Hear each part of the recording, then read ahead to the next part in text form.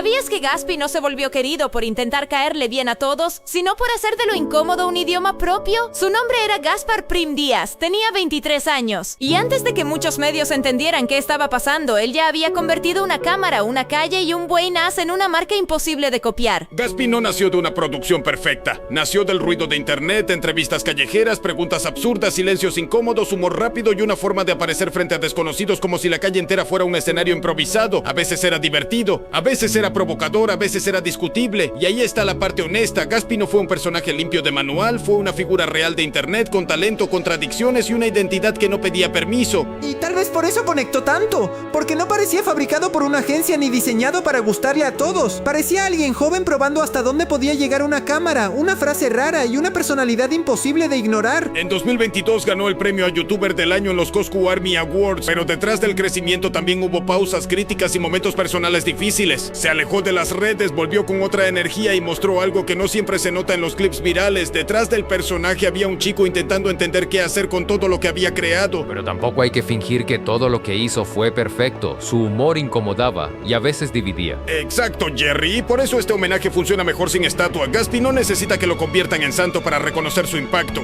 Lo importante es aceptar la imagen completa, un creador joven, raro, polémico, gracioso, imperfecto y reconocible en una época donde demasiados intentan parecerse. También estuvo en la velada del año frente a una audiencia enorme, llevando su nombre fuera del humor callejero y entrando en una escena internacional de creadores. No ganó la pelea, pero ganó algo distinto, el reconocimiento de una comunidad que lo vio exponerse, fallar, levantarse y seguir siendo él. Eso es lo que queda cuando se apaga el clip. No solo el meme, también la persona detrás del personaje. Gatsby entendía el ritmo de internet, sabía que una escena podía durar segundos y quedarse años en la cabeza, sabía que lo raro podía ser más memorable que lo perfecto. Su talento no era solo hacer reír, era construir presencia. Y quizá por eso duele, porque no se fue solo un creador, se fue una forma de mirar la calle como escenario, el absurdo como lenguaje y la rareza como bandera. Gatsby no fue solo un buenaz, fue la prueba de que internet puede convertir a alguien en símbolo antes de que esa persona termine de entender todo lo que significa serlo. Dale like si este expediente te hizo recordarlo sin morbo, sin estatua y sin reducirlo a un clip. Y síguenos